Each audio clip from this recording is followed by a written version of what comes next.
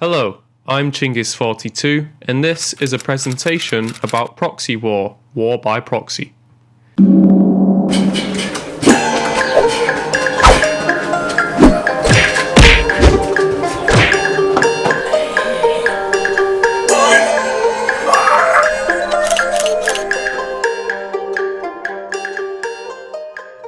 War by proxy is when Kevin asks his friend Steve to fight with Joe because Joe is Dave's friend and Kevin hates Dave, but doesn't want to make it too obvious because he doesn't want to look like a bad person. Furthermore, Dave hates Kevin, and so if Dave can convince Joe to fight with Steve just to get back at Kevin, oh boy, he will. Now, what you just saw was a very simplified explanation as to what proxy wars are and why they happen. But if we want to truly understand proxy wars, it's best that we stick to the true, proper definitions. A proxy war is an armed conflict between two states which act on the instigation or behalf of other parties that are not directly involved in the hostilities. Now sure, it's a lot easier to just say, I understand what proxy wars are. It's when Kevin and Dave fall out and use Steve and Joe as a means for conflict. But this won't get you very far in academic circles or intellectual conversations. This is because it's a lot more than just two countries falling out or having a beef.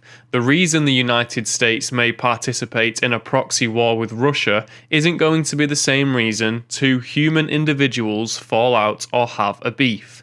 The United States and Russia aren't arguing over ice cream flavors, football teams, or pineapple on pizza. They're competing for influence on the world stage. They're pushing economic growth in an aim to outgrow one another. They're supporting rebels with ideologically aligned leadership while shunning other rebels with ideologically unaligned leadership.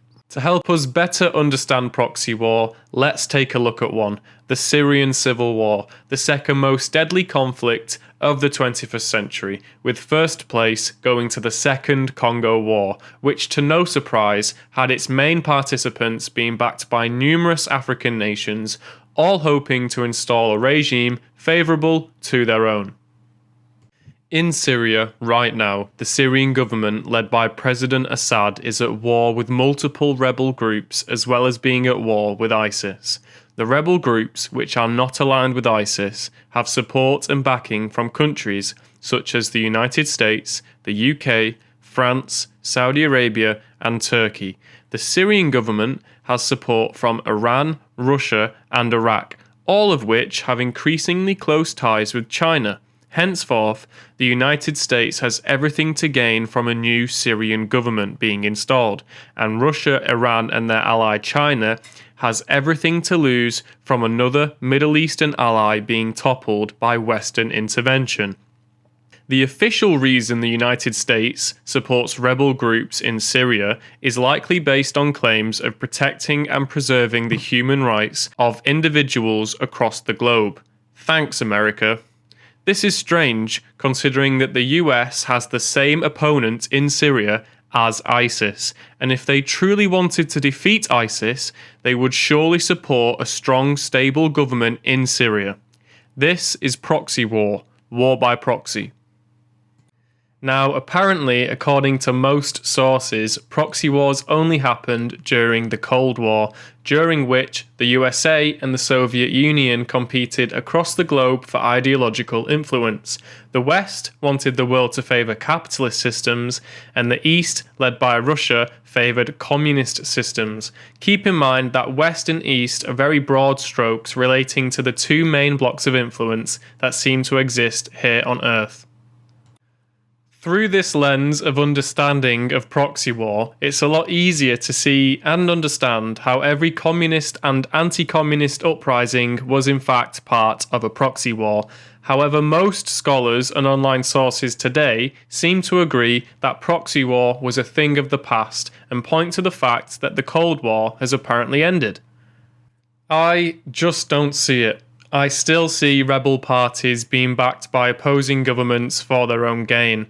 I still see huge distrust between East and West and an ever-increasing amount of money being spent on military applications. We still live on a planet fractured between hundreds of sovereign nations, and I think now that most people who have lived through the two world wars have passed away, it's very easy for most of us to think that a reverse back to global conflict is impossible, and that now we are all safe from such dangers. I think this is naive, and if you can take one thing from this video, I hope it's an awareness of the true peril humanity faces from itself. Thanks, I've been Chingis, and this has been Proxy War, War by Proxy.